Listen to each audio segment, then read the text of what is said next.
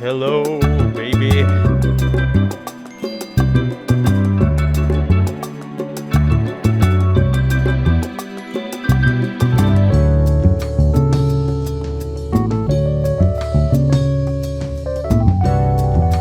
Good. I was gonna say good yellow morning, but that might be racist, actually. Good yellow morning? Well, I was gonna. Okay, we're talking about color today, guys. So you just okay. So we should do that on other episodes. Say we're talking about, like, I don't know, neckties again, and we're like, good necktie morning. Good foulard to you, my good sir. Good foulard to you. That was like a Swedish guy saying it. I don't know why I said. Sorry to all of our, like, surprisingly many Swedish listeners. I'm always surprised by how many Swedes love our show. Those dang Swedes, man. I started off by saying yellow, and now we're talking about Swedes. Well, how about races can we include? You could. Well, no. How about this to win back the Swedes? I am furious yellow, which if I'm getting the title correct, that's the parody of, I think, I am curious blue, which is a Swedish film. Well, I could be getting both of those wrong. I realized in one of the episodes, I got the name of the NBC president wrong. I called him, I think, like Rich Littlefield, but it's Warren Littlefield, because I was getting him confused with Rich Little, who is also in the movie that I was talking about. What about Chicken Little? Oh, he was in that movie too. Chicken Little was in Late Shift, and he kept voiced by Zach Braff. And he kept telling Jay Leno and David Letterman, "Why are you arguing about a talk show? The sky is falling." And then there were aliens. Yeah. Well, obviously, speaking of color, so I want to first off say that I couldn't think of golden morning, and I don't know why it came out as yellow morning. Good golden morning. Apologize. Isn't that, no, they say good mythical morning, because that's the name of their YouTube channel. Well, I was going to say, to bring this full circle, to combine the color and Swedes, what about the golden god, the golden king? That Swedish alt-right YouTuber who was Oh, no, so actually it is I Am Curious Yellow. The Simpsons episode is I Am Furious Yellow. There is I Am Curious Blue, which is a companion film, so I got it right. There you go. Thank you. Thank you for this culture. And they are named after the colors of the Swedish flag. Oh, wow. Well, is that why the golden god, that like alt-right guy who only eats like steak or something, or only eats I don't raw know if he's one of the raw meat guys, but he's like one of the dudes who like reads Lord of the Rings and is like, this is how we should model our society. Like, just really dumb guy shit, which I think is funny. Like Spartans or whatever. Like, oh yeah, fuck yeah, Spartans. Halo? Yeah, we should be like Halo, guys. We should model our society after Halo. Well, okay, so Halo is one of those things where the Halo installation is what they discover, right? Uh-huh. So, like, imagine if the title of a game was like, maybe it is. Maybe there are games where the title is the environment. Maybe that's probably a thing. Are you talking like the title is literally the words "the environment," or it's describing? Well, because it's like the environment. like Legend of Zelda has a character in the title. Super Mario Brothers. Super Mario Brothers. It would be kind of like, I wouldn't be surprised if there was a game called Mushroom Kingdom or something. No, that's gonna be like the gritty like spin-off TV show where it's like, like Gotham, where it's not about Mario. There you go. See, yeah, it's about like Toadstool or something. It's about Toadstool, and it's gonna be called Mushroom Kingdom, and he's like, I gotta get the goddamn princess. Yeah, his life is like the servant to Princess Peach. Yeah, he's just. It's like the new HBO animated Stewie the Prince comedy, where the prince is Stewie. How often have we brought this up now?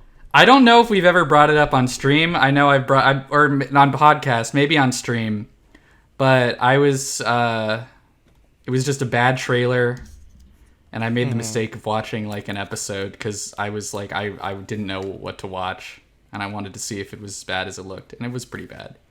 There was one line that made me laugh, but I don't remember what it is. Well, you gotta find out what that line is. I'm gonna have to rewatch the entire episode. I watched Reminiscence, and again, this is coming out like way down the line now, so it's gone, But it might still be on HBO. Probably not. It's only like 30 days, right? I don't know how. I think Warner Brothers stuff is always on there. I think, right? No. It's on there for like 30 days, then it goes back in the vault, and I'm sure in like 2 months they'll just drop it back on there. Yeah. I don't know why I thought it was like fun and cool. But then like I don't know if I okay. So I was watching it in the theater in IMAX, and a guy pulls a gun and fires it, and it cut to black at that exact moment. And I thought, whoa, this is okay, cool. And then the audio kept going. I'm like, oh no, the projector like died. Did we saw a movie where that Oh, happened? Didn't oh we? yeah. It we I think we talked about it in the movie, The Crimes of Griswold. Oh, The Crimes of Griswold. That's right. National Lampoon's The Crimes of Griswold. That's right. Yeah, yeah. That's where like someone was I think something also happened where someone did like something and Oh, like, no. Yeah, so what okay, I remember what happened. So there, yeah, it was like the sequence where the house is being exploded by like a dragon or something. no, it's by the Obscurial. Obscurial, and then like yeah, with the same thing happened where like the picture cut out but we were still getting audio, and then they like brought it back but they like fast forwarded it or something like that. Or no, we I think we had picture, no audio. It was the opposite problem. Yeah. And then they tried to like bring it back, but they brought it back like too far. It was like 20 minutes behind where we were, and everyone was like, no, move it forward, and they couldn't. No, I thought they did. I think they did. We were like After we a were like, couple minutes. yeah, they came like- back and they were like, no, keep going. Yeah. Yeah. Well, mine didn't come back, and I had to finish it on HBO. And Oh, man. I don't know, like it was one of those things where if you wonder if the movie experience makes you like a movie more, and maybe now we're more critical because we can watch it at home from like the leisure of like our bedrooms, and I don't know what happened to it, but as soon as I watched it at home, I'm like, this movie sucks, dude. Like I don't full so I also watched that when on HBO, but I had it like behind me on the TV while I was like doing stuff, and I would like leave the room periodically. So I was like, frankly, I did not really like watch it. But I came back and it seems like Hugh Jackman was playing a completely different character. I And don't. what yeah. happened? He's just doing an accent and he sounds like he's a cartoon.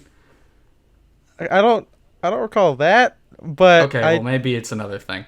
yeah, maybe I think you put on The Greatest Showman, maybe. No, actually, I was just watching Static. I was imagining the whole thing. Our minds melded together, Yeah. like E.T. Hey, call back to the last and one. then you drank a beer, and I got really drunk at school.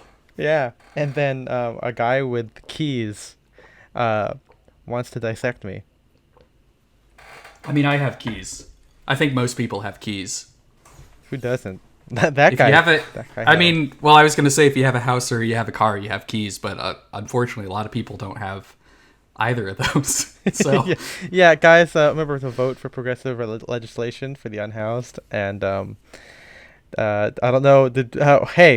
We don't know if Gavin got recalled yet. We don't at this well, point. I mean, in yeah, time. it's not.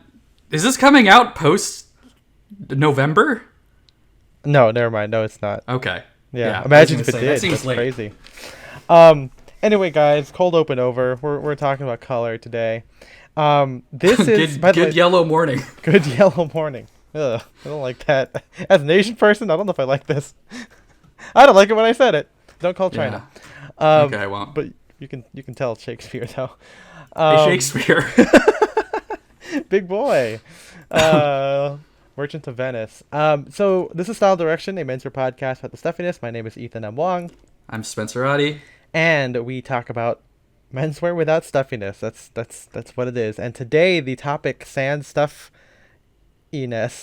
is brought to you by our friend Eric in the Discord. He has requested that we talk about this, and it took a while for us to kind of figure out exactly how we were going to approach it. And as we're kind of, wrapping up before our our holiday break in December, we were like, hey, I think we can talk about color, and we asked him for some help. He gave us some notes, and so we're gonna dive deep on this, and talk about how we use color and how we dress. It'll be a fun time, and I think the answer is I never thought about it until Eric brought it up to me. Yeah, it's still something that, with so many things, I think we were influenced by like vintage clothing. Yeah. And so, we tended just to buy, I don't know, like not really out there colors. Like we just had the colors that were available to us, which tended to be pretty simple, like grays and navies and browns. I mean, to be fair, a lot of vintage fabrics did have a lot of like multi-stripes and No, stuff. of course, of course. I'm not, like, but it's like, I don't know. It's like one of those things that I just never thought too deeply about, especially when I got more into military clothing and workwear, and generally, you don't have much of a choice. You don't got in what color those things come in. It's going to be like navy or tan or green or something. So yeah, it's like, yeah, I haven't really thought about color this deeply. Yeah, I mean, like you said, Spence, I think you kind of hit one of the themes we'll bring up later. But with vintage, as we said, we are poisoned by our collecting mindset and everything from the past couple episodes. It's kind of been the theme. And so when we dress in that way, it's kind of like the whole dressing for color wasn't really a thing back then.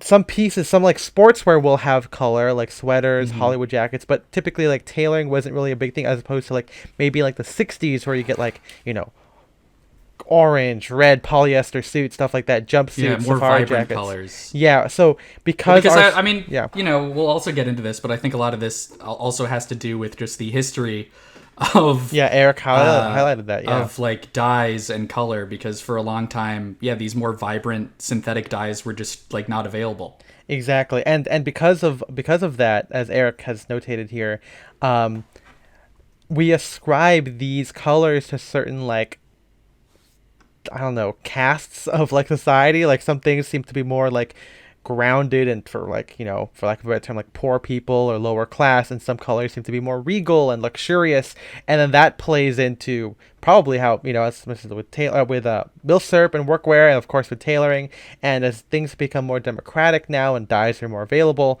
now it's mainly about vibes now. It's very aesthetically driven kind of thing. But as we'll start with his notes here, the internet, #menswear, is kind of like, they love to talk about color in a very generic way, because for a lot of guys, like adding in color is a very like easy thing to do for interest. Like if you're a dude, and we've talked about plenty of streams of this about like, dressing basic and being, like, oh, don't bring too much. You got the basic bastard outfit of like, plain t-shirt, jeans, and sneakers.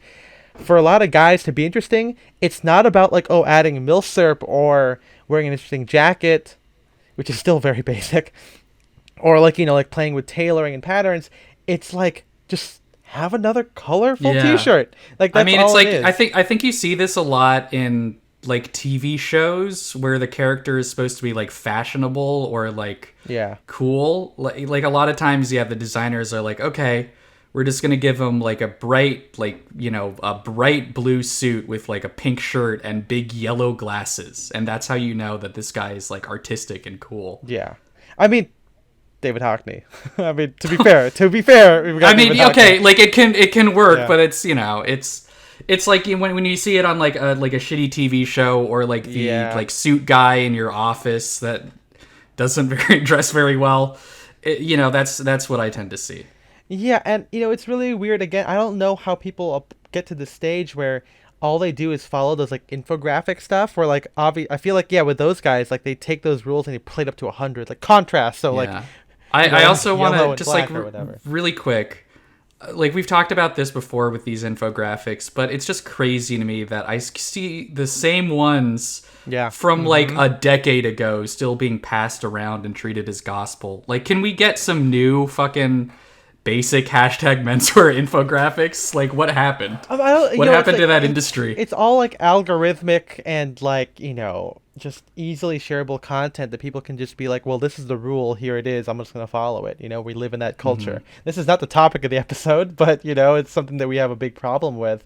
But yeah, it really takes these ideas and makes it like, these guys who follow it, they just end up wearing color, and either it's incredibly bold and basic in terms of like how they like, it's just like solid colors, or it's like boring. It's just like not interesting. They talk about blue and red, like there's and of course a graphic will not have the same depth as fabric will. Something we'll talk about later is how the choice of fabric can affect the colors that you pick. And I mean, I think another thing is like these infographics that say, "Oh, this is what this color signifies" or whatever, can also scare people off. Because I remember working at like Men's Warehouse, and J. Crew. Like I would get a lot of guys that like, "Oh, I don't want to wear a red tie because I don't want to make it seem like I'm trying to like get my boss's job or whatever." Because they're like, red ties, that's what the boss wears. That's a powerful color. Where it's like, okay, yeah, if you're wearing like a bright red like 80s power tie, sure, that's one thing, but I'm showing you like a more subdued like burgundy or like faded red, whatever. It's like, yeah, it's just like these infographics are poison. Yeah, it's this whole, and that's kind of the basis of a lot of people's like perceptions of color and menswear. And we're here hopefully today to kind of, you know, tear it down and, you know, maybe come up and show how we do it, because like I said, I don't think we actually think about it as much as other people would seem or would like to assume. And so I like here that Eric has started out with the scientific basis of color, which he says here. Color is a 3-step process. Yep. Light waves Step bounce one, off. Yeah, light waves color. bounce off the object. Our eyes, the rods and cones, and them. Oh yeah, I actually said that off my head, but he did put that in there in parentheses. They absorb it, and then our brains process and interpret the color. And to be clear, obviously, it's a reflection of light, so we never see the real color of something. Do we ever? Like I've like seen that debate or the debate. It's like, oh, what if the colors that we see are different? And I always like, since like middle school, my response has always been like, who cares? What difference does it make? Yeah. If color is not real, I don't care. I see it. Yeah. Yeah, take that, hypotheticals and shit. You know? Yeah, like Plato's cave, these shadows are real. I'm seeing them. I actually did bring up, I feel like, shit. This is a callback to nothing. I'm sorry. I'm thinking of a Greek myth or something, but I can't remember what the reference was, and I brought it up last night at the bar, and I don't know if I was like slightly tipsy of why I brought it up, but anyway. Well, you just love talking about Greek myths. Yeah, I'm a big old nerd, Spencer. Obviously, when people go to bars, I'm not here to talk about your boyfriend. You have your Percy Jackson book out and you're reading it at the bar. That's absolutely right. You know, come on, man. And you're like, damn, this guy's the son of Neptune. Percy Jackson. He's like Zeus's kid, right? I don't know. I saw the movie. Holy shit, I never read the books. I don't know if I made this before. Percy Jackson. Perseus Jackson. That's probably what they're doing. Like it's probably it. Yeah. Or it could be Peter Jackson. Hey guys, I'm Peter Jackson. King Kong. King Kong. Hey man, it's a very big gorilla. Let's bring him back to the United States. Peter Jackson if he was in the movie, he cast himself in the movie instead of like Adrian Brody or Jack Black. Yeah. Twas beauty that killed the beast, man. By the way, the actress in the original was a trivia answer, and I couldn't think of it, but someone random did, and it was Fay Wray. What, the like night? Oh, Fay Wray. Yeah, that was the answer. Okay. The first, I don't think I would have gotten it. Yeah, surprising, right? I mean, it's like I've seen the original King Kong, but it's like, I don't know. It's been a long time, and it's like it's not one of those movies where I'm like super interested in going back and rewatching. I mean, not that it was bad. It's just like, you know. I mean, it's King Kong. Yeah, I can watch Ready Player One for King Kong. You know what I'm saying? So. That's all I need. I mean, yeah. In the 1933 King Kong, there's no sequence where they have to drive backwards through New York City. So, and then the T-Rex from Jurassic Park's also there too. Yeah, I mean, there's no fucking DeLoreans in this movie. I don't know what's going on. Well, and also, I hate the Peter Jackson King Kong movie because they have the fucking worms with like extender mouths. Awful. Yeah, I mean, what I do think is funny, or not, what I do think is like fun about the Percy Jackson, Peter Jackson King Kong movie is that they're like, the plot of it is that they're like making the original movie, which I think is like pretty cool. Like they have scenes where they're shooting. It's like Tropic Thunder, and it's like the dialogue from the original King Kong. Yeah. We gotta watch Peter Jackson 2005 King Kong again, and then I'll rewatch the original after I watch the Peter Jackson. Next bonus episode will be that. Yeah. Anyway, so we've got here. Eric says as Spencer called out, the human mind is one of the largest influences on color perception. Colors don't have universal meanings. Red, people think red means power and good luck. There's also cultural stuff for this. You know, Asia, good luck. Those red envelopes. Not and to Someone be should clear, call 'em. not every Asian country. I should preface this. Not every Asian country Yeah. does the red envelopes. And then of course,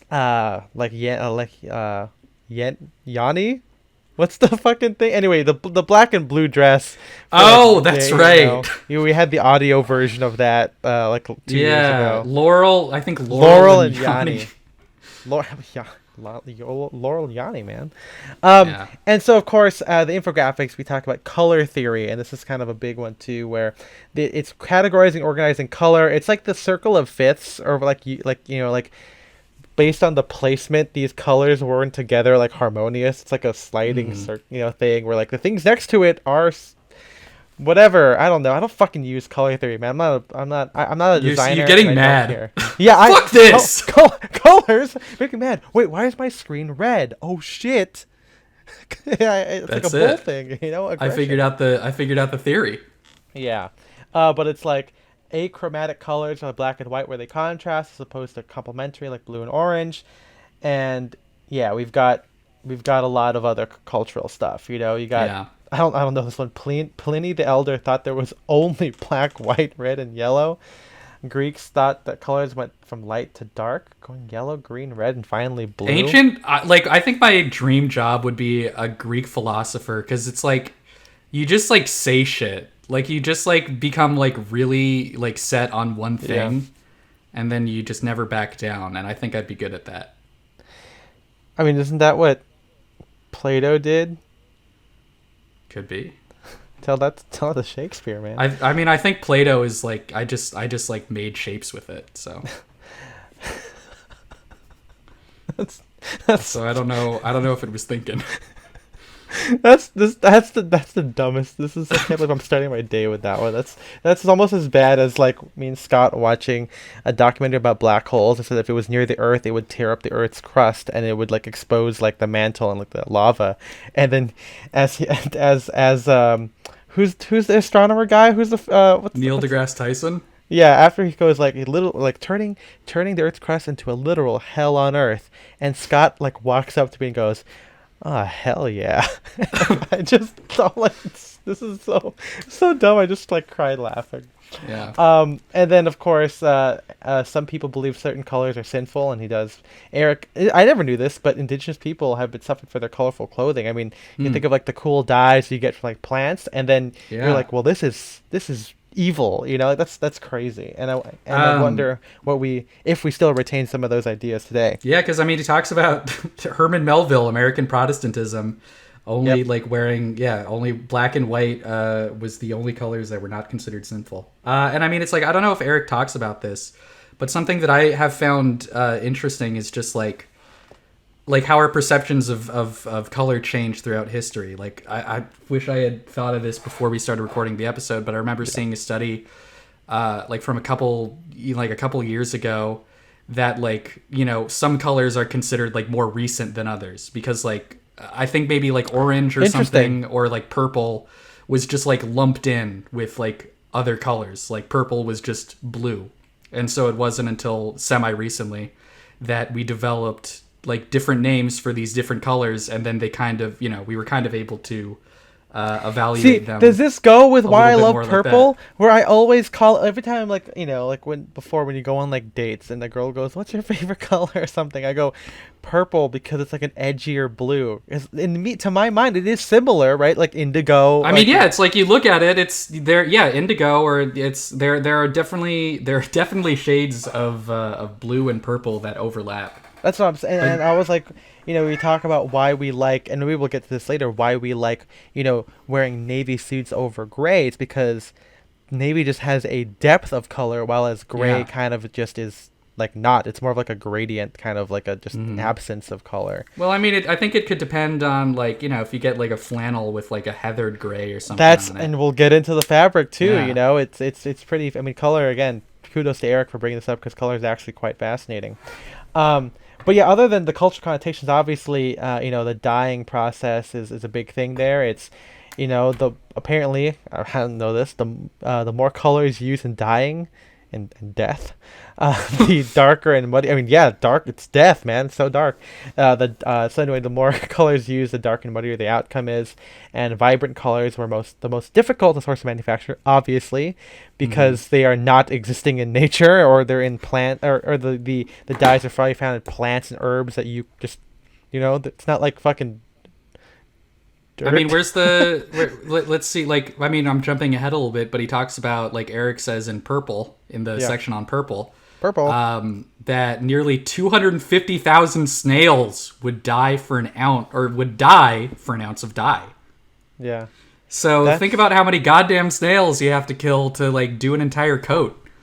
Well, fuck snails, dude. Yeah, I hate them. Yeah, that's why I only wear purple clothing. Michael Hill, Purple Socks Wearer, famous snail hater. Yeah, he's like, do you know how many snails had to die so that I could wear these socks? And then they Not keep saying, enough. we can make this synthetically. He goes, no, they've got to die. Kill more snails! That's our impression of Michael Hill. Yeah, but yeah, let's quickly go through some of these colors here, because we'll get into how we wear them later. But we've got white. Apparently it's okay. Lye makes sense. That kind of makes sense. And chlorine and bleaching was popular, leading to our optic whites of today in the 17th century. Yellow was reserved for Chinese royalty and derived from Chinese foxglove, laboriously pounded into silk. That's interesting. I mean, yes, like yellow silk stuff, like the embroidered, like being woven through a lot of like cultural garments is a pretty big thing. Yeah. And you've got gold, based on the highly rare and precious metal. Is that your gold member impression? Yeah, it is. I love gold. Roman and European royalty was known to wear silk or linen threaded with gold. I mean, and also now we eat it. How luxurious. And it's so dumb. Yeah. Why do we eat it? I don't understand it. I don't understand the gold flake thing. It's like... It feels like it would just be uncomfortable in your mouth, with like eating paper or something. Maybe the more we look at this stuff, it's kind of like people love like excess. And it's like, what other excess is there than to add colors to something, deep down, people like getting ripped off. Yeah. That's why it's like, it's just undeniable. They love being financially cucked. Yeah, people love it. It's their favorite thing. Yeah. You can't convince me otherwise. Look at everything around us. Everybody loves getting ripped off all the time. What's your most recent ripoff? Yesterday, I actually did have a really big ripoff yesterday. Oh shit. So I started writing for the school paper, and I was doing interviews on campus, and my tape recorder, the tape recorder that I've had for a couple years, like the USB thing, I think is broken. And so I couldn't plug it into a computer and transfer the files. So I was trying to get a micro SD card at the school library to try to transfer it out that way. They didn't have that, but they were selling another tape recorder. And I'm like, well, I'm going to have to fucking replace this one anyway. Might as well get it. I bought it. There's no way to transfer audio from that tape recorder to a PC by design. I had to return it, and they charged a stocking fee, so I still paid like $10 for it. That was my most recent ripoff. That's not a ripoff. It didn't say it on the package. There was nothing on the package that indicated that you could not connect it to a PC. I had to open it and read the instructions to discover this. It's not a ripoff. That's just the shitty restocking fee shit. Like that's like a ripoff. It was a ripoff. The restocking fee was a ripoff. I don't understand why they were selling a tape recorder where you could not transfer the audio off of the tape recorder. That's just a shitty product. That's like a bad design. That's what I'm saying. It's not a ripoff. It's just a bad. To me, ripoff is like you bought hey, I'm gonna get large fries. You open it up and like the container's barely filled. It's like, fuck this, dude. That to me is a ripoff. Yeah. Anyway, let's continue here. We got Dutch orange. Sounds like a cool like Star Wars name. We got Dutch orange. Dutch orange. That's a pilot name for sure. Yeah. Yeah. Well, that's Gold Leader's name. Okay. Well, actually, do we know his last name? No. Oh, I don't. Okay, I'm think sure it's someone does. Ask Pablo Hidalgo. I don't even know if he still works. Hey, Pablo. Pablo. Made famous by William, aka Prince of Orange. Orange was a classically tricky dye to color fast, meaning it would fade quickly. That's Yeah, Eric that's shared kind of a interesting. Eric shared like an old portrait, in the Oh, Discord yeah. that's showing like orange dye at different stages of fading, which I thought was really cool. Man, it's orange. The next. We got indigo. I mean, dude, fades. I like orange socks. Orange socks are Yeah, and we're gonna get. are a I love Spencer my move. orange pants. We Yeah. got red. So we got different types of red. We got fluorescent pink. Color happened to debut at the same time and championed by the punk movement. Kind of makes sense, like the kind of neon pink. We got matter. Hell yeah, dude. I'm Matter madder. ties. I'm madder than I've ever been. Yeah. Root. One of the first root dyes made popular by its synthetic production that came later, also known as alizarin. Alizarin. Okay. Alzarin. I don't know. Algae rhythm? Algizarin is his This is cousin. dad. Marvin Berry. Marvin Berry. Listen to this. Originally made from combining different plants, which informs the famous tie pattern. Hell yeah, it does. Matter is awesome. Also Burgundy, found in King Tut's tomb. Was King Tut trad? the original trad, dude. Yeah, Yeah. he died like a young person. He's rich. He's not. I bet Protestant, he though. would have liked OCBDs if he had lived long enough. He would have worn them. King Tut, what are you wearing? It's called an OCBD, dude. Come on. Yeah. Scarlet, like the letter, dye made of ground up insects. Good. We're gonna keep killing more insects for this. Keep shit. killing him. Kermit the frog, also known as the color of European royalty and English redcoats. Hmm. Hell yeah, it is, dude. I mean, You love the yeah. redcoats. I mean, Everyone- yeah, I was you gonna say, I'm think the not- wrong side won the war. Yeah, I'm a loyalist actually. Yeah. All hail Britannia. Cochineal, probably the most well-known red dye on Earth, used by ancient Greeks and Incans, even food dye. Ground up bugs, yeah, fuck the bugs, dude. Nantucket Reds, based on the I don't like Bretson- that it's in food dye, frankly. Yeah, ugh. Based on the Nantucket Reds, based on the Breton red pants of northern France, and made famous by Murray's Toggery Shop, and known for its lack of color fast. The fading is regarded as essential to the color, obviously, because like we said, modern Nantucket Reds that you get, or lowercase Nantucket Reds that you find on like J. Crew is not the original one. Like the original one is like a very deep color that's supposed to fade by being out on your boat, man. Like that's the Nantucket Red. You gotta Okay. work for the red. Yeah. You got purple, Tyrrhene purple, like you said, the snails. Blue, indigo from the indigo plant, most color fast of natural dyes. You see it, as workwear, mouse suit, blue jeans, etc. Ultramarine, hell yeah. I love all this cool names, those cool Yeah. stuff. Silk Road era blue, created with the semi-precious stone lapis pepis, and lazuli, would eventually be replaced by the cheaper Prussian blue, and then of course the in the 20th century by Yves Klein's International Klein blue. And then we've got the navy for the British, and its remarkable color fastness in the salt and sun of a marine environment. I guess we'll have colors of the. I don't know if we need to actually notate these, or if you guys find it interesting. I'll probably link to this document so you can look at it. I'm probably not going to write about There's this. there's some really good info in here. Exactly. It's, yeah. Yeah, again, shout out Eric. Man, even though he's paying to be in the Patreon, he's giving us information. We got a couple more before we move on here. We got green, olive drab, used by the U.S. Armed Forces in World War II. We were replaced by the camouflage pattern during Vietnam. I think ERDL. I'd like to point out there are, I guess, there's like the olive that was used in World War II, which I think soldiers complained that was like too puke color. Oh, that's And so right. After so if you look at like an M43 compared to like an M65, they are different shades of green. The yellow Yeah. is more yellowish, and it definitely does not look as nice as like the Vietnam era greens and stuff Yeah. like that. I mean, hey, even look at our HBT short coats, the USMC ones. Those are definitely. Well, I mean, those, as we'll get into, those have also like just been like faded, and like the color has definitely changed over the last. But compared 80 to like years. our jungle jackets, That's they are true, yeah. definitely not the same green. Mm-hmm. Then you got the Kelly green, used by spring grass colors used to celebrate St. Patrick's Day, and a prep staple. Love Kelly green. I want more of that in sweaters and knitwear and even maybe socks. For brown, you got khaki, borrowed from the Urdu for word for dusty. Probably thought to have been invented to look invisible in the land of dust. The land of dust. What are you talking about? Underneath my dresser?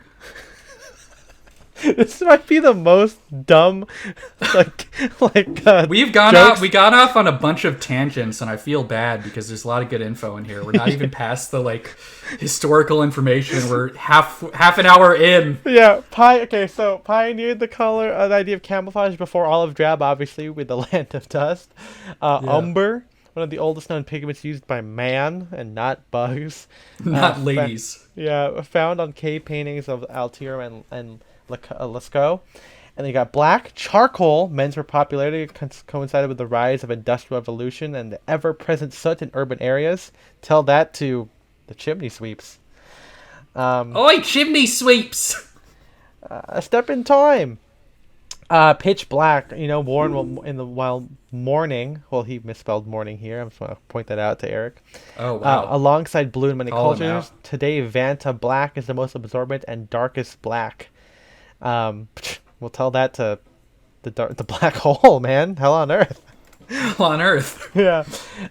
Black is an interesting color. We'll get into that for how we wear it later on. Yeah. And then, of course, most of he's citing sources here, so don't take our word for it, and don't take Eric's word for it. He's citing it from the fashion historian Cassia St. Clair, The Secret Lives of Color, and check out the color It's a sequel page to theory. The Secret Life of Pets. That's and technically a sequel to The Secret Life of Pets too. Also stars Louis C.K. They got him back. Oh no. Yeah. His first thing is I'm a dog and I'm back. Yeah, you thought I was voiced. I know I was voiced by another guy in the last movie, but I'm back. And the thing is, it's like he was voiced by Patton Oswalt the second one, which I actually like. I think is kind of better, honestly. Like I like Patton Oswalt. He's adept at playing animated animals. Yeah, one as a chef, another one as a nervous dog who loves his owner. The two types of animals. All your pets either are cooks or they love you. You can't be. Or they're nervous. Yeah, they're nervous. Exactly. By the way, that's also one movie that Martin Short is in, and no, not Martin Short. No, fucking Dana Carvey is in Secret Life of Pets, and I'm like, wow, what's the last movie he's been in other than this thing? I think he's I don't even know if he's retired. Yeah. And then, of course, check out the color theory page of Wikipedia for more great info and color charts, and then I'll link all of this in the show notes. Because I'm not writing about this, and as we'll talk about, I don't really care much about color, and I don't really think about the historical aspects of it. It's interesting to know, but to get into how me and Spencer do it, I think we kind of tie it to aesthetics. We think about the entire outfit overall, and probably the most we think about it, or at least the first thing we think about, is formality, and that probably again ties to what Eric talked about how certain colors are ascribed to certain things due to the dyes. Black and white are very religious. So if we think about conservative, we think about dark colors, black. Yeah. I mean, grays, I charcoal, guess I think about those connotations. Yeah, I think about those connotations if I'm doing a more rugged look, then maybe I'll avoid wearing something that is super bright or like purple, for example. Yeah. Unless you won't wear something too dark either. Exactly. Unless I'm trying to subvert the ruggedness or military vibes or workwear vibes, whatever. Absolutely. I mean, yeah, like you said, there are certain ways to exude certain aesthetics. So obviously for formality, we're thinking of urban environments, the city, business, stuff like that. So it kind of makes sense where a lot of the stuff, and again, that's usually what a lot of #menswear is about. So lots of dark blues, the grays, famous no brown in town rule, which exactly. I think some people still follow for some reason. Yeah, fucking weird people, man. And so, just kind of feels formal. A lot of, military dress stuff. A lot of, again, frock coats, clergyman attire. It's black. It's dark colors. And so that kind of feels, professional. And then for country or, for casual stuff, obviously a lot of browns. Lots of, lighter blues. Stuff that, like we said, like Eric said, that would fade, right? Because these colors were not meant to, or just were produced cheaply. And so if they faded, they they weren't meant to last. They didn't pay for that privilege. So of course, lots of browns would do that. Lots of like indigo workwear stuff, etc. And today, obviously, and when I say today, I'm talking about like menswear of like 1890 onward. Like these ideas of the connotations of the dyes have translated to the clothing. So of course, worsted ones will feel better as dark colors, whereas textured stuff like tweed flannel would feel better as the browns and the kind of more again like country casual colors. Yeah, I mean, because we've seen like shiny sharkskin suits that are trying to be like more casual with like a brown or like a khaki or whatever, and it always kind of looks a little bit weird. Exactly. And it's because like nowadays color is kind of more fun, but historically like you also got like warm versus cold colors, which also kind of work with the environment. Warm feels a lot more, of course, depending on like the exact warmth. Like talking about like oranges and browns and stuff, it's probably more country. And cold, again, the stark feeling of building. So this is something Kiyoshi on the stream has talked about, where because he lives in Chicago and he works in like the city, it makes more sense to have a colder palette, which means dark blues, maybe some whites though, sleek stuff, and thinking about how color can kind of exude or play into the environment is kind of like I wouldn't say a new idea, but now that people are more versatile in their environment, like you got the digital nomads who work wherever they want, kind of stuff. These ideas kind of don't make as much sense anymore, and it gets more subversive as people are free to use color. As Eric said, as dyes became much more available, you don't have to be rich to have a purple socks like we have those. And I mean, we've talked about this before with many other topics, but the idea of like completely like just dressing for yourself is pretty new, because if you look through the document that Eric sent us, like almost all these dyes, other than of course like the indigos and the browns and the khakis, were like tied to a certain profession or like like status in society. So it's like even though you really liked red, you would not be able to wear red unless you were like a noble or whatever. Exactly. And so I always think it's interesting to think of the history of clothing in those terms. Right. And even though it is pretty normal to have, nowadays, you also have like Go to Hell, which was kind of a more, 50s, 60s kind of a thing. I mean, they did have fun colors. Like I had a purple peak lapel jacket from the 1920s, and that's kind of, and it was a deep purple. It wasn't like it wasn't like lavender or anything that you would see in like the preppier times, but people did still wear menswear that was kind of colorful. But in terms of with Go to Hell, like the idea was that you were taking something, this is my understanding of it, Berkeley, I'm sorry, but to me the appeal was that you're wearing something kind of normal, like a Shetland sweater or chinos, but they were in like some crazy vibrant color, where they're like tartan pants embroidered whatever, and the idea was like you're taking something normal and just subverting it by injecting color into it. It's silly, it's like a departure from the norm to signify that you're off duty, or that you had gone to hell, you had gone to work, and now you are free. I always think about this like like this French vintage collector that would occasionally come to California to go to like Benny's parties, and he had like a pair of trousers which were just like pretty standard like 50s like Hollywood waist pants, but like one leg was like bright red and the other one was bright blue, and like just shit like that is just it's crazy. But it's fun, and we'll talk more about that kind of stuff. But again, for us, we tend to tie our choice of colors to eras and aesthetic vibes, at least when it comes to tailoring. Like I said earlier, a lot of tailoring was pretty standard. There are a lot of fun stuff that we'll include as pictures in the show notes, like lots of like novelty suits, plaids, and everything like that. But it wasn't, to me, like with Esquire, it seemed a lot more tasteful, as opposed to maybe now, or maybe like the 60s, where the idea was to be more tacky. So there, even though you could have like a purple jacket, but maybe it's like corduroy or whatever, or like a dark like herringbone twill wool. Which is what my old 1920s jacket was. But you had like like orange and brown tweeds. You had like green with like yellow fleck Donegal tweeds and flannel, stuff like that. You had differing shades of khaki. You had like shadow stripe, very corporate stuff. And the idea though is on these ones, because the worsteds weren't as they weren't spun as in the same fine way that we do now, the heft and density and the there's more texture to them, so it doesn't feel, when you see the examples, it doesn't feel as loud. And so for us, when we were collecting menswear, I think a lot of that. Think about that. Yeah. I think a lot of that, and you can debate where, like, I guess pattern can fit into color theory, but even the bolder, like, vintage suits,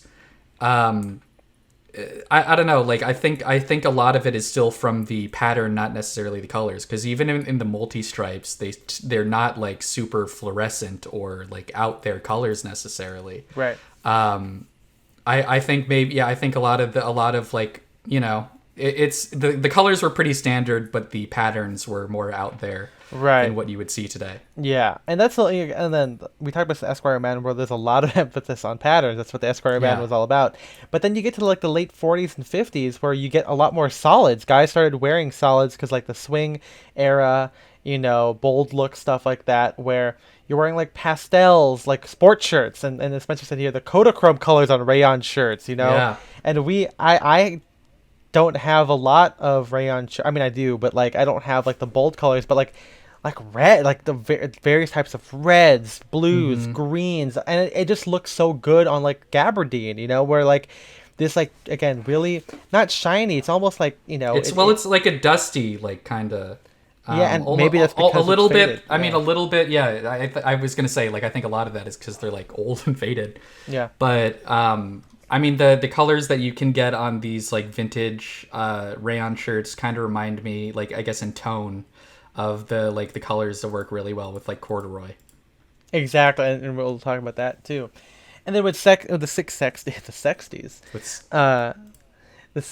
you get the rise of trad and ivy, where you got a lot more corporate colors, more safe stuff, but then you also have like the fun stuff. Like you get the rise of like I would say maybe even like the regal colors, but translated to like wasp and prep, where like you get like red blazers. It's kind of very English for like writing. I mean, it's stuff. like, it's funny. Like, we were in our Discord, we just had someone get talked to at work for wearing a green suit, and I know that this is television and not reality, but you watch the first couple seasons of Mad Men, like guys are wearing dark olive suits like all the time. These like kind of like very bright blues, like not navy, not like postman blue, but very like vibrant. So yeah, it's it's unfortunate. It's unfortunate that we've lost that. Well, I mean, that's what we were saying. Like Esquire Man, like these guys' business, like even like the idea, even if regular guys didn't do it, like the people dictating this stuff wanted people to dress fun and bold. And with the 60s, I mean, if you do find like photographs and illustrations, people still like, you do have like red blazers and green blazers, like the Masters, for God's sake, whereas like the whole idea is like the green, like the preppy green blazer, and people wore like tartan trousers and shit, and I would say, look at Berkeley Breeds. Like, if you could get colors on stuff, I'm sure you would see a lot of colors, in the tartans and the sweaters, knitwear, all that kind of stuff. I don't know what happened where tailoring finally said, you know what, we're only going to be boring from now on. You know? Just charcoal and navy and nothing else. Yeah. And like in the late 60s and 70s, he obviously exploded use of color, more designer influence there. Fun, groovy, hippies, rock and roll, you got like a lot. This is where browns and oranges came in against black, the kind of retro look. But then you got like the lavenders and greens, fucking like Scooby-Doo shit, like it's a lot of earth tones. A lot of earth tones, a lot of like, again, more, and even then kind of like pastel colors in conjunction with earth tones, Yeah. And in the 80s, 90s, you still do get pastels. I mean, the fucking fun shirt. You see, what's it called? Wolf of Wall Street, Yeah. He's wearing the OCBD. He's wearing the, like, fun shirt with the faded... Or, it's like, how about the scene where he's on the fucking yacht and he's wearing, like, the white polo and shit? Or, like, like, all the... yeah, it's like when you think of the 80s prep look, it's all pastel pinks and blues and shit like that. Yeah, tied sweater, like, like green polo shirt with like a tied pink, sweater on top. And then with like, you think of like the power look too, where it's a lot of like blue pinstripes and black pinstripes, and then with like And really not vibrant, like not a super deep navy that like looks almost black like a lot of business suits, but like a real blue. yeah, exactly. Power blue suits with the power foulard ties, the blue and reds, blue and blacks, and then of course the yellow and black ties, those like the kind of cream foulard ties. It's so Yeah. like Wall Street iconic, and like again thinking about clothing in terms of that makes it a lot more interesting. It kind of frees you to, as you develop a POV, to kind of use color in that way. It's not, we never think about, okay, we're gonna wear a red shirt today. Like, it's more like what is this look? What is the basis behind this vibe that we're going for? Is it is it tailoring of those eras, or as we'll get into right now, kind of like World War II stuff, and are we playing with how clothes fade, right? Like World War II HBT, they're all one color, but as you find stuff now, even between eras, obviously there's a difference in dyeing, but based on the age of the garment, Yeah, or just like faded. where like I have like a bunch of like HBT stuff, and it's all different colors based on where the person wearing it was deployed. Like I have like something that's like, I don't know, like a much saltier green that I always imagine Salty green. like like someone near the coast was wearing this or whatever. Like it got a lot of sea air. And then I have some that are darker that I'm like, okay, maybe this was like dead stock or just like was on base or whatever. I mean, it's like fun to think about. Yeah. It's what I do for fun. I sit in a room and I think about the color of my clothes. So maybe we do think about this a lot. Yeah, right? Yeah. But yeah, like, you said here, when clothing ages, it gives you a sense of ownership. And so, Yeah, I mean, no, yeah, it's like when you have like, we've talked about the Nantucket Reds, or if you have like a pair of jeans, when it breaks in and it like starts fading, it like, it like literally shows like the form of your body with like stuff like denim. It just like makes you feel like you own it more. It's like, this is yours. You can see it by looking at it. Like you can see where it's been and shit like that. It's visually interesting. It's more three-dimensional than like a flat kind of a flat For color. example, like my HBT short coat that I got from Mr. Freedom, the navy one. When I got it, it was like, I mean, they designed that, or they used like a special dye that like fades more quickly. Color But like, fast. yeah, when I first got it, it was just a very dark navy, which I didn't really like as much. But yeah, after wearing it for like a week straight, like washing it once or twice, it's faded a lot more, and it's yeah, just much. I like it a lot more. Yeah. See, I mean, There's and just a that's lot like, more. Yeah, there's like a variety in the colors. It's like I don't know. It's like deeper. Yeah, it's just like I said, more 3-dimensional. and that's kind of a big thing to think about with color too. Like as you expand to use it with casual stuff, I personally I don't like it. Like suits are one thing for casual, red t-shirt's not okay, or a red sweatshirt is not, it's a kind of whatever, but like when it fades, it's kind of interesting. I mean, even a lot of like, as we said this before, our friend Doug had a vintage like 60s sweatshirt that he got dead stock pure red, and he's like, I'm gonna fade this and it will sell for more money because people love it. And I'm Yeah, like, God, I mean, I get it, but I'd rather, again, do it myself I'd and have rather the do it sense of, myself. yeah, the ownership. But again, there's a lot of different ways you can think of with clothing, and when you think about it in terms of aesthetics, you can use color to point to certain things. Like, I think that's kind of the basis of my casual alternative, to tailoring approach, where like, okay, I'm not wearing a suit, but if I wear a matching color shorts and short coat, it's like a suit, or for example, if you did like a brown sport coat with olive trousers, yeah, it seems like very country trad, but to me also, and I'm sure this also plays into the country thing too, it feels vaguely military in its color combination. And like that's one thing, because we wear like, with like the brown tunic with the green, fucking military dress pants, like that's kind of a thing. Or wearing an all green corduroy, if you wear that with like a work shirt, kind of feels like you're wearing, like And like green, like military greens with a fucking military tunic shirt. And as we've said before, kind of like recognizing, like just doing this like pattern recognition and like, I don't know, like I guess categorization of menswear. It can, if you think about it that way, it can help you it can help you like pick out colors, pick out outfits depending on like if you recognize, oh, this is kind of vaguely military-esque, like you can either lean into it or subvert it. Yeah. And knowing the connotations of color and like kind of the historical context around it, it's gonna help you get dressed in the morning. Yeah, I mean, again, it's all about kind of finding more sources of inspiration, right? Because like, and like I think I've said this before, like where I don't necessarily repeat outfits, but I do repeat ideas, and sometimes injecting color is a good way to be like, okay, well, here's how I'm spinning this on its head. Like I could wear like a totally tread outfit with white socks and be, Ivy, right? Or if you do the tread outfit with purple socks, oh, all of a sudden now it's Drake's. Like there's, if you think about that, or even then it's like, oh, I'm gonna wear it with red socks because I want to be like more regal, or you wear it with green socks to be like Christmas time. There's a lot of different ways to think about these cultural connotations, both in general culture and for your own personal mindset of how you attribute color to a certain idea. So it makes it again a lot more interesting in how you do it. Giving more ammunition to your inspiration arsenal, I guess. I don't know. your fashion gun. Yeah, I'm gonna shoot you with the fashion gun. Yeah. But of course, like Eric said, not all clothing had the ability to have certain colors, but now we have the with synthetics and the the availability of dyeing, we are able to have a lot more colors. Like flannel and tweeds obviously seem to work a lot with like more interesting color dyes, and they seem to be a lot better. Like I said, with a corduroy, purple and corduroy feels more dusty and it feels more wearable because of the whales and the texture, the visual texture on it.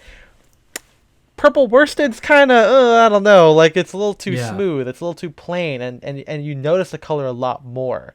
Corduroy being a more casual fabric, I think also kind of like can dress down the quote unquote more regal or like formal colors.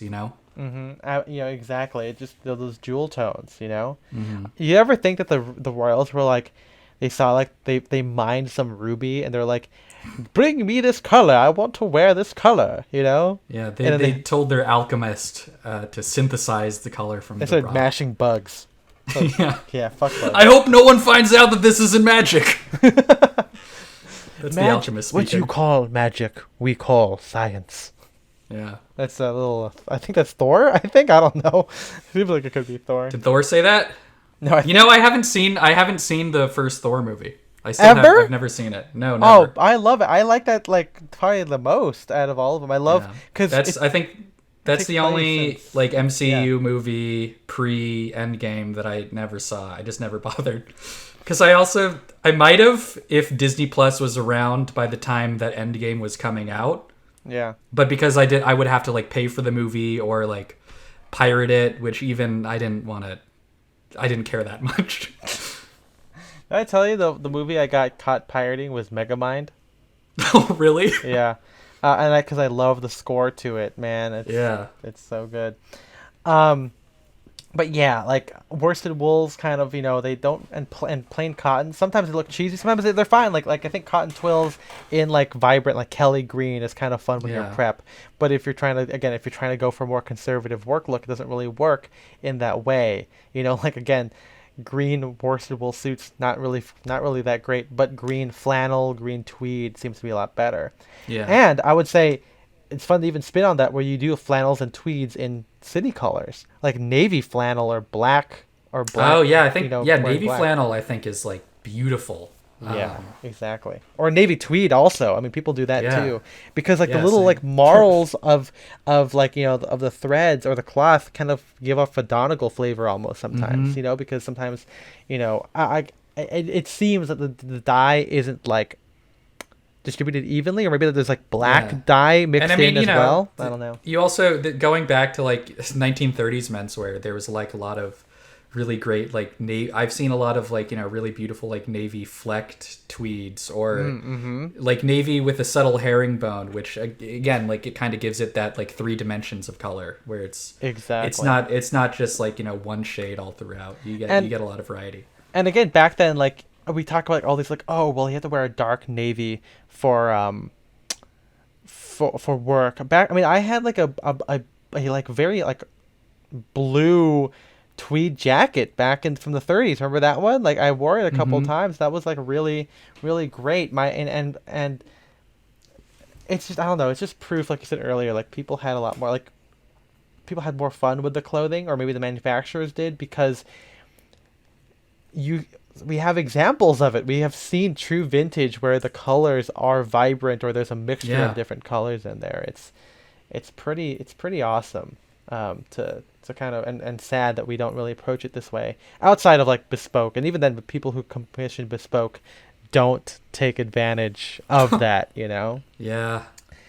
um so like let's kind of just finish off here, last maybe 20-30 minutes of this, but how we actually do it for ourselves, in practice, not just like in general. Like, do you, when you make the outfit, do you think about color? So most of the time, I'm basing an outfit around a specific piece. Mm-hmm. Although if I like say, I don't know, like if I don't if there are things in the wash, or if I don't like how anything is like say I pick a navy jacket and I don't like how any of my shirts look with it, then I will pick a different color. But I don't think that's the first like point in my decision making process. I kind Yeah. of think like, what jacket or shirt or pair of pants would I like to like build the outfit around, and it's not really I'd like to wear this color, because of course, as we'll get into, frankly, a lot of my clothes are the same color. um, so it's like not it's not it's just not as big a decision for me. Yeah, I would say I'm kind of similar in a sense. I feel like maybe it's inherent. Something I mentioned to Spencer before we started this is like, I think it goes in two ways, right? Like either I'm basing an outfit around a specific piece, and that sometimes there is color involved. Like I want to wear purple socks today, I want to wear my purple corduroy suit, etc. Or I don't think about it as much, and I just wear things that call out to me. It's not really about color, but color happens as I try and figure out what works with it. Yeah. Sometimes, as Spencer also said earlier, it might be more of a pattern thing than a color thing.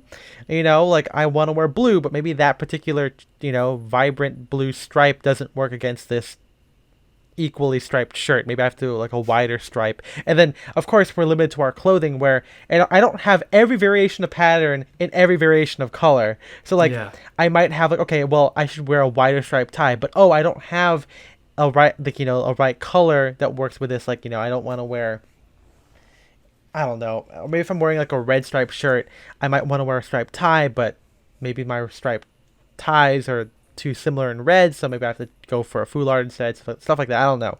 But all that stuff is I like mean, it's like micro decisions. It's all micro. yeah, I was gonna decisions. say these are this is how I don't know. I like yeah, this is how I get dressed. It's just a series of micro decisions. Yeah, and it happens, and like as I hold it, I like decide in that moment.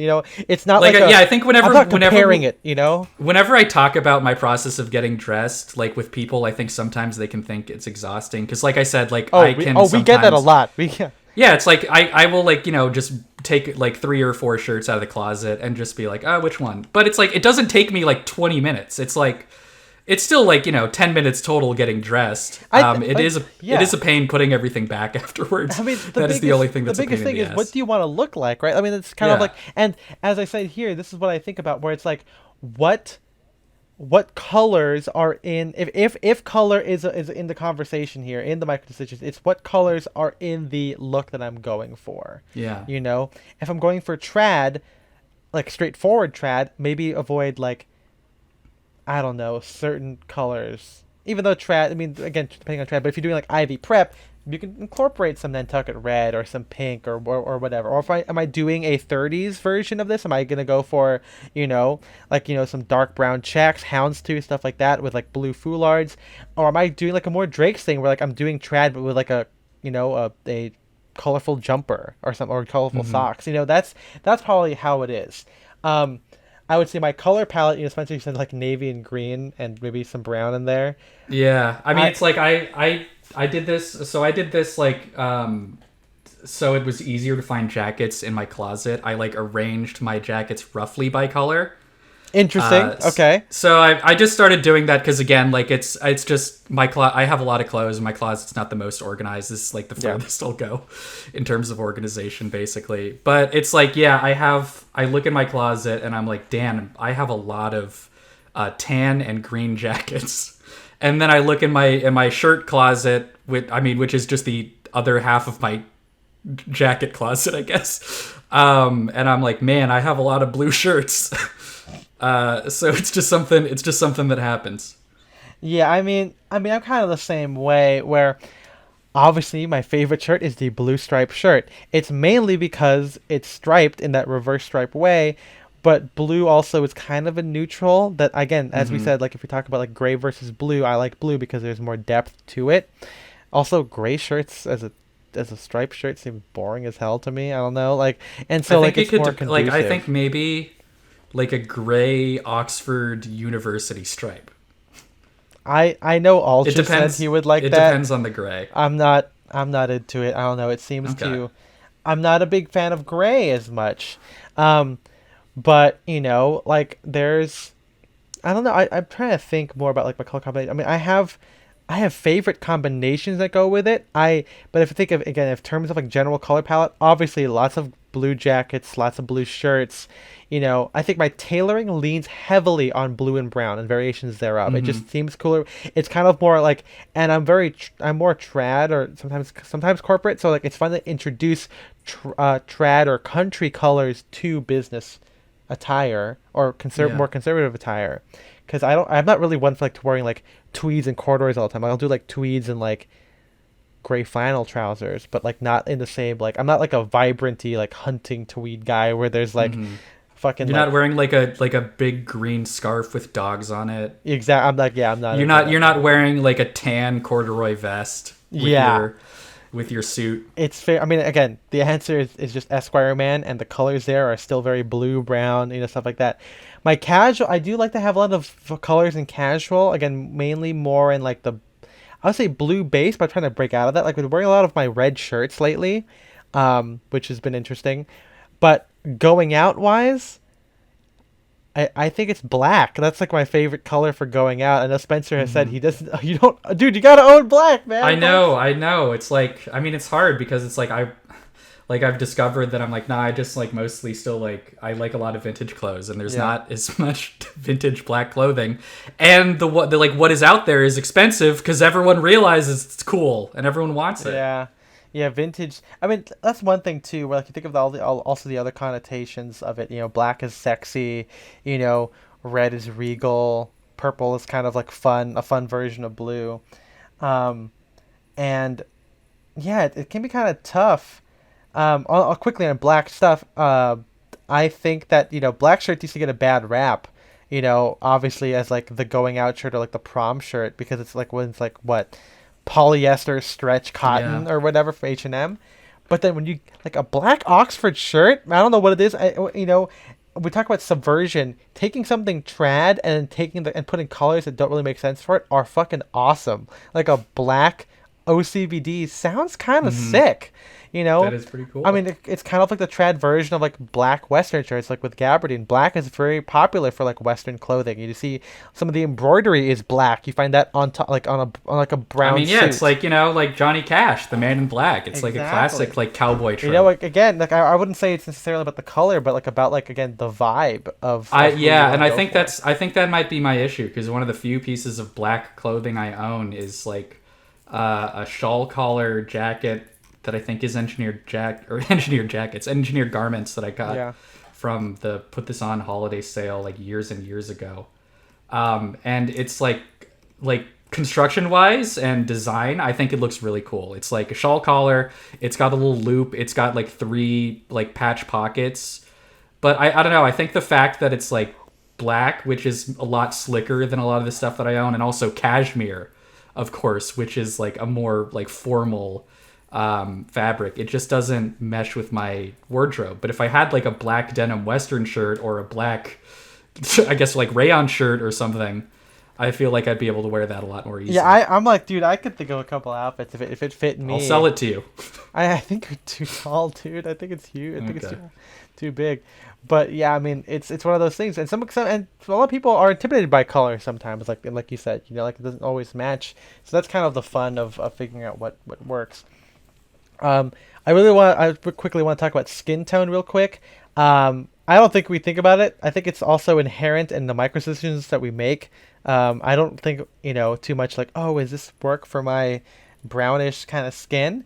I don't think openly about that, but I'm pretty sure I like certain browns because I think those browns are cooler, and they just happen to work with my skin tone. Like Mm-hmm. I like darker chocolate browns and light khakis, yellowish khakis. I don't like the middling colors, and maybe I don't like it because it's boring to me or because my skin doesn't work with it. I Yeah. don't know. I also don't really wear a lot of pastels too much outside of like university stripes, like the faded ones.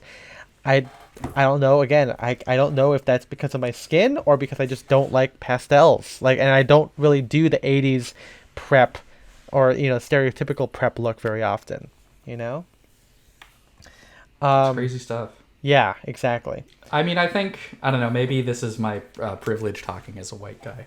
But I think with a lot of the complexion stuff, like I've seen like GQ infographics where it's like pale men should never wear I don't know like red or something, and I always thought that was like I don't know, maybe like don't wear an entire red outfit, but that kind of stuff where it's like just such a categorical like don't ever do this Yeah. always seems weird to me. I mean, because it's like I think we always find ways to make it work. Yeah, because again, if it's like yeah, like I'm sure that there are colors that I don't think would look good on me as a jacket or shirt or something or suit, but I could wear it as a tie or pocket square or socks or like some accent in my outfit, and Yeah. it's fine. I think That's yeah, maybe just or even like I'm yeah. sure that this stuff exists, but like or I mean yeah, like there are certain colors that are gonna look better on certain skin tones, but I don't think you need to put as much emphasis in it as some people say. Yeah, it's always either skin tone or like the pretty outdated or the dumb way I should say of thinking about attributing colors to like moods or whatever. I think it's better to think about the how they attribute to certain looks. Like I said earlier with the black shirts, I totally get why menswear says no black shirts because it's like again the prom look. But then now we're Yeah. seeing people wear it in terms of like like black denim shirts or black or not chambrays but like black Oxford, black rayon, black linens, stuff like that, where there's ways to kind of get around it to kind of spin those old ideas on its head. And like, for example, like I have like a very dark green, excuse me, take a shot, a dark green what do you call it, Oxford shirt that I got. It's true Hmm. vintage 60s. I also have like a 50s McGregor green rayon shirt that's really cool. And they seemed a lot better. They don't feel like the H&M shirts that are just solid colors, from 2012. Like they feel more real to me. And you know, it's also because again, like how we want to use colors to make those vibes and finding a way to introduce colors to it with in terms of like the material or a specific item. Like Spencer said, like sometimes if you want to wear green, wear it as a sock or a knitwear. Don't wear a green suit instead or whatever. Don't wear a green solid green tie, but maybe get like a green rep stripe tie or something like Hmm. that. There's different ways, obviously, and with classic menswear, I feel and vintage and whatever the hell we mean by menswear, there's a lot of ways to kind of approach color that kind of makes sense. Bandanas, scarves, ties, Bengal Yeah. striped shirts, fun shirts. There's like the more you think about it, the more the more fun you can have with it. That isn't so like boring and infographic heavy with solids. It's so outdated, and Yeah. you just got to expand a little bit on that. Before we close out, do we have any um, color combos that are our favorites? Because like are you, like maybe just kind of talking about the Um, colors like, to wear and how you wear them and stuff. I mean, I love white pants. That is something that I have That's loved yeah. for such a White, long it kind of time. feel like I'm writing about this in the essay, but like white to me feels not just like clean, but like naval almost. Yeah, And I mean, I very was like, gonna say I was gonna say that, but not because it's like I do like doing the kind of like nautical look. Like, I like tying in, like I guess like my style with like the like my environment where I live. I live really close to the beach, so during the summer, I kind of like doing those like nautical or like longshoreman looks. Which you would all you always see like old photos of like dock workers wearing white pants, or of course like sailors like in the war in the navy whatever wear white pants. And also I mean just like white or cream is a very neutral color and easy to wear with things. I will say I don't like pure white. I like cream, of course. not like not pure white, but yeah, I mean it looks really good with navies and olives, which I said are a lot of my outerwear colors. So Yeah. Any other stuff besides white? I mean, you mentioned like greens and browns. yeah, like I mean, yeah, I really Blue. like I like navy and olive together.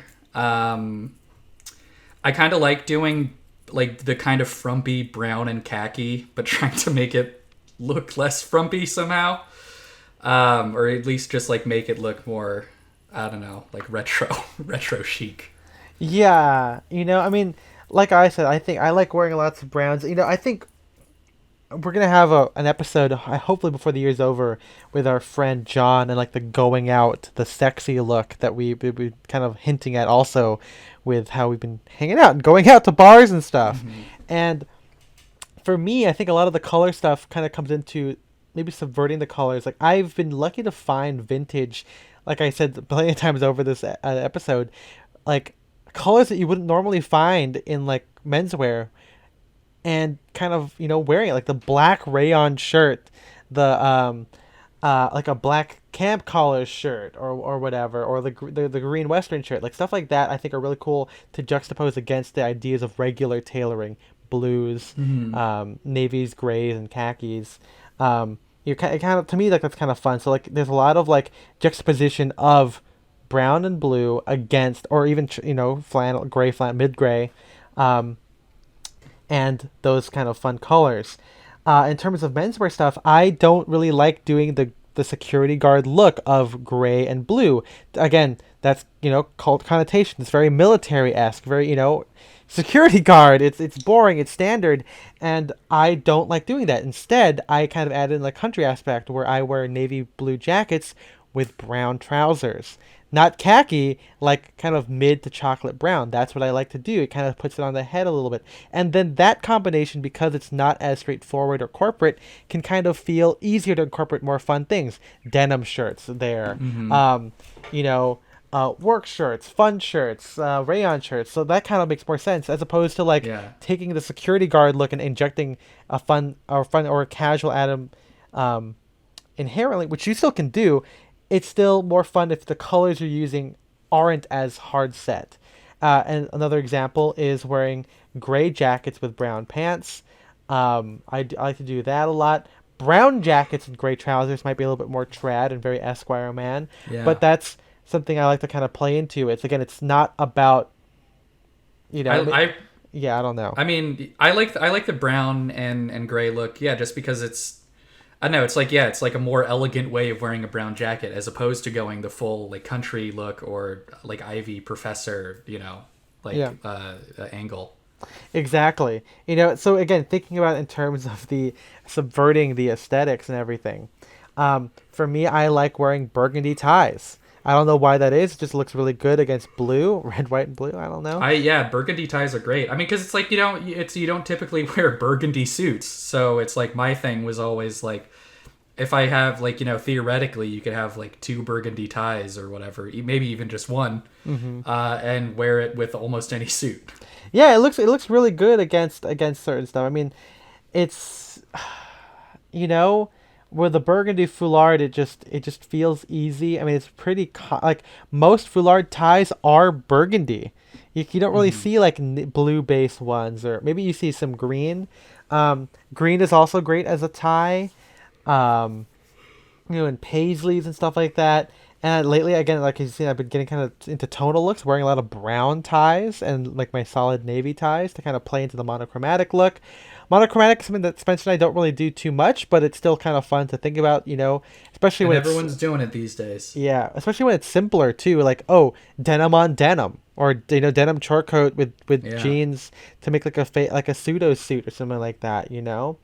Um, and yeah, tailoring is again pretty conservative with my fun shirts and military stuff. I like to or casual wear. I like to find some fun items like my red um, short jacket. I have an orange short jacket, but the orange is in a like a whipcord, so it's a little bit not as like intense as like a poplin olive. Um, you've also got the LL Bean Sport Vest, which has like Yeah. red and black arms against like an orangish brown chest. Like that's kind of a fun retro kind of interesting colorway. Almost feels kind of 70s, even though my jacket's from the 50s. And yeah, wearing that is kind of fun to like to literally wear two colors in like one item.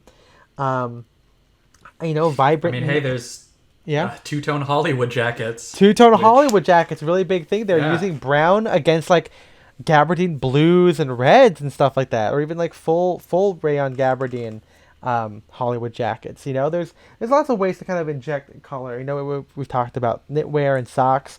I think vibrant outerwear is fun to kind of put a spin on it, kind of introducing the ideas of color as hazard clothing. Orange outerwear, red outerwear, stuff like that is really And cool. because I don't think you or I really ever like base an outfit around like a really really vibrant color. I don't No. have many like super vibrant like coats or shirts. I'm In gonna my have that red closet. barn coat from J. Crew, Yeah, but that's probably but about it. yeah, but it's like yeah, having something like a coat which you can take off, or like a sweater or whatever, which is partially hidden under a jacket. Socks, kind of same thing, except it's your pants, not your jacket. But yeah, no, that's a much easier way to wear color. Absolutely. That's I the mean, sad head way of doing it. and with all this stuff, it's kind of obviously if you're trying to dress to like one specific look and or being corporate or whatever, it's pretty hard to do it. But when you think about everything as an aesthetic that you can kind of dive into and either play with it or subvert, it makes it easier. Like again, you think that it's hard to wear orange pants. Maybe you'll only think of like orange skinny jeans or something like that. But Trad's been doing it for a long time. Or you could also take the opposite route and like some guys who are like, oh, I don't want to, I don't want to wear a denim shirt with like a suit. It's like, okay, we'll just like treat it. You can just like think of it as a blue shirt, like wear Yeah. it like you would like a blue Oxford or blue broadcloth, and it's like it can help you kind of like rationalize clothing, like individual pieces that might be a little bit more out there in terms of design, but if they're pretty conservative in terms of color, then that makes it easier to wear. Not Absolutely. implying that Western shirts are really that out there in terms of design, but there's a lot of guys who are, I guess, hesitant to make the just take the cowboy leap. I mean, again, there's with color, as you hopefully have learned, like there's a lot of just like connotations across it, not just in like formality sake, but just again, green pants. You can find in green corduroys. You can find in green military pants. Khaki, same thing. Yeah. And so, and it's fun to like play into those ideas. Even if it's not real, like no one's gonna notice. Like, oh, you're doing a military look, even though you're wearing green flannels. Like no one's gonna say that. But if it helps you reconcile it, then that's all that matters. And you'll hopefully have some more fun with it. It's like.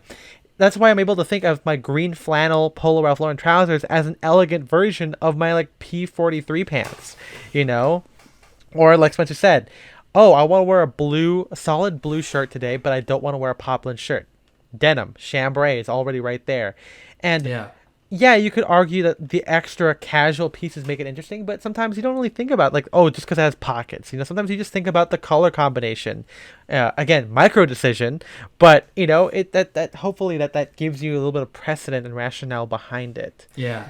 But yeah, I mean, color is great. Obviously, it's just Color's great. Where would we be without it? again, a big shout out to Eric for helping us think about Yeah, this. absolutely. Feel free to join us this Sunday for our stream on color. If you want to talk about some more options, maybe get some ideas from what the other guys are thinking when they make their color outfits or color combinations in their outfits. And if you want to join the Patreon also, like if you literally contribute to future episodes like this, if you want that, go to patreon.com/styleanddirection. $5 a month gives you access to our Discord, as well as a bonus episode every month. Those are hilarious and interesting, as I like to call them. $10 a month gives you access to nothing else extra except the fact that I say your name. So big ups to Austin Milat, Shane Curry, Philip Gregard, Audrey Jessica, Jeremy Ostreicher, Jarrett Collian, and James Devanzo.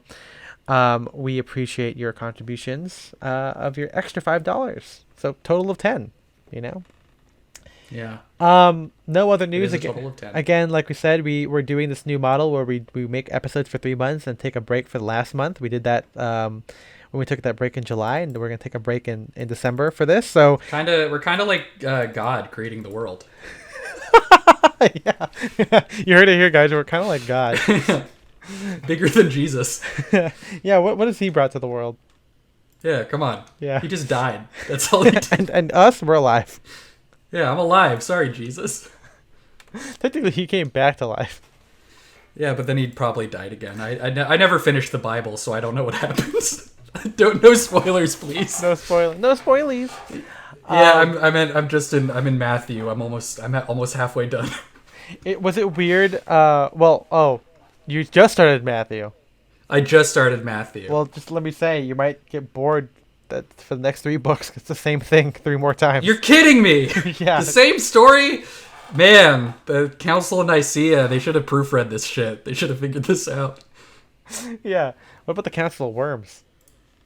Diet of Worms, actually. Well, do you think the worms were... We keep doing this where we keep, like, exposing our Christian upbringing.